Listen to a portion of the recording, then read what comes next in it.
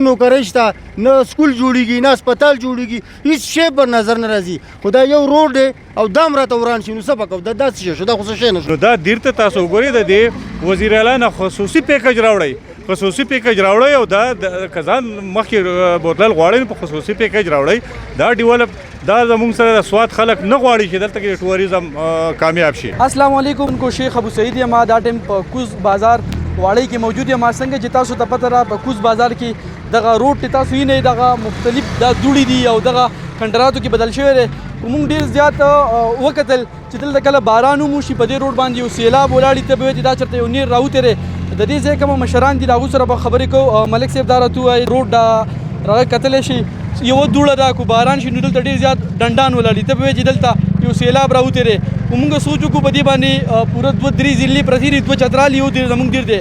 د ښکتې نه ډېر زیات خلک راځي نو په دې روډونو تېرېږي. نو تاسو به څه وایئ؟ مهرباني شیخ ابو سعید دیر ټي وي، الله دې عزت وکړه چې تاسو دونه برالی او دا مسله هایلایټ کوئ، چونکې دا زمونږ مین روډ څنګه چې تاسو ویله او دا په دې باندې 2-3 ضلعې دي. دلته سیاحتي سپاټونه دي، دلته هسپتالونه دي، مریضان دي، هارټ اټیک مریضان دي، نور داسې سیویر کیسز مریضان دغه راځي او ډېر زیات مشکلات دي. موږ دا بلکې ټول خلک دا هر ځای ته چې ورشو، که هسپتال ته ورشي، که جومات ته ورشي، کوم ځای ته هم ورشي، نو دغه یو باس دی چې یاره مین روډ خراب دی، کډي دي پکې او باران راشي پکې ډنډان ودرېږي، پکې دوړې دي. نو ډېرې مسلې دي. زما خو خبرې ډېرې دي، خو لنډه به زه دا ووایم چې زه د کوم موجوده منتخب قیادت دی دا د غیر ریسپانسبلیټیز دي چې هغه په دې باندې کار وکړي، دا مسله مخکې ویسي، وزیر اعلی صاحب سره ډسکس کی، دغه شان چې کوم د پرایم منسټر سره د اسمبلی په فلور باندې راولي او د غفلت مظاهره ونه کړي او یخ شي دوی کار ته ودرېږي چې دا نه کوي. نو نور به څه کوي؟ MNA صاحب به څه کوي؟ MP صاحب به څه کوي؟ نور خو شته نه، نوکرۍ هم نشته، خلک جاب لسته، ټول خلک داسې ګرځي، نه نوکرۍ شته، نه سکول جوړېږي، نه هسپتال جوړېږي، هېڅ شی پر نظر نه راځي. خو دا یو روډ دی او دا هم راته وران شي، نو څه به کوو؟ دا داسې شی شو، دا خو څه شی نه شو. پاکستان تحریک انصاف دلته د کومه دي 3 نمایندګان دي، MPA یو MNA دی.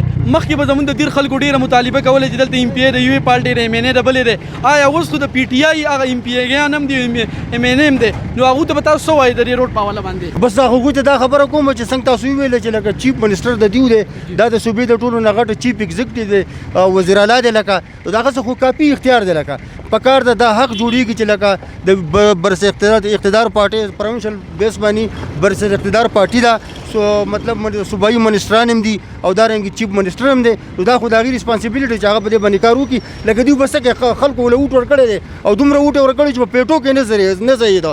نو دا چې نه کوي نو څه به کوي؟ لکه دا د څه دپاره داسې به تللی ګرځي، به قوم له دې راشي، دې قوم ته دې کښېني، یاره د قوم د طرف نه څه مسله قوم به څه قسم سپورټ دې غواړي. خو لکه قوم به په دې کې څه کوي؟ دا خو دغه کار دی چې بس پیسې ولې منظوري کړي او روډ موږ ته برابر کړي. کومراټ ته به خلک ځي، شاهي ته به خلک ځي، چترال ته به خلک ځي، داسې مخکې به نور علاقو ته به ځي. لکه ګرمیانې را روانې دي او دلته ښایسته سیاحتي سپاټونه دي او پکار ده چې هغې ته دوی کار وکړي او زموږ د علاقه آباد کړي. لکه دغه زموږ مطالبه ده، د ټول قوم مطالبه ده، یوازې زمانه ده. او ستاسو ډېره شکریه چې تا دونه زیات کوشش وکړو او راووتې او موږ دلته راوستې دو او زموږ نه دې خبرې ریکارډ کړې. ملک صاحب خبرې واورېدې. زموږ بل یو قومي مشر سم موجود دی، الله دا راته ووایي تاسو په دې روډ باندې ښکته به راځئ، زموږ د روډونو دغه حال دی. خو تاسو سوچ وکړئ د الیکشن په وخت کې د پاکستان تحریک انصاف او داسې نور کومه نمایندګان دي هغو ډېرې زیاتې وعدې کوي چې موږ به هغه وکړو، موږ به دغه وکړو. خو تاسو سوچ وکړئ 10 کال حکومت د پاکستان تحریک انصاف په بره دیر باندې وشو، دا او نه اوسه پورې MPA ښکار شو، نه MNA ښکار شو، د روډ دغه حال دی. داسې دا لکه څنګه چې تاسو ووایئ چې یاره 11 کاله وشو د دې حکومت مخکې خو دا خبره وه چې ولې MNA نشته، MNA دی او MPA نشته. اوس خو ټوټل د تحصیل ناظمه پورې، ټوټل د دیو هغه دغه دی وزیر اعلی پورې.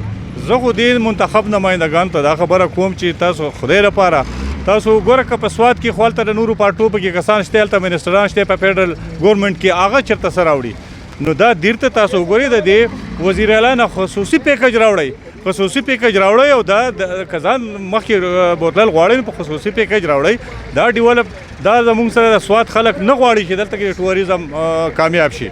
نو چې دا روډونه داسې نو بل ځای کې نه څوک راځي، که هغه د پنجاب نه وي، که د بار نه وي، که چېرته د صوبې د نور ګوټ نه وي، دلته راځي او داسې دا کډې یینې په دې روډ کې، نو هغه خو غواړي نه چې دی خو راځي. او موږ د سواد خلک دا غواړي چې دا همدغسې پراته. نو تاسو ته دا درخواست کومه دی منتخب نمایندګانو ته چې خصوصي پیکج د وزیر اعلی نه راوړئ، هغه سره دا اختیار شته دی. او دا کم از کم دا یو روډ خو چې کم دی چک درې نه واله د دیره پورې، دا خو کم از کم جوړ کړئ، نور د نه هېڅ هم نه غواړو، دا خو وکړئ که نه. مهرباني.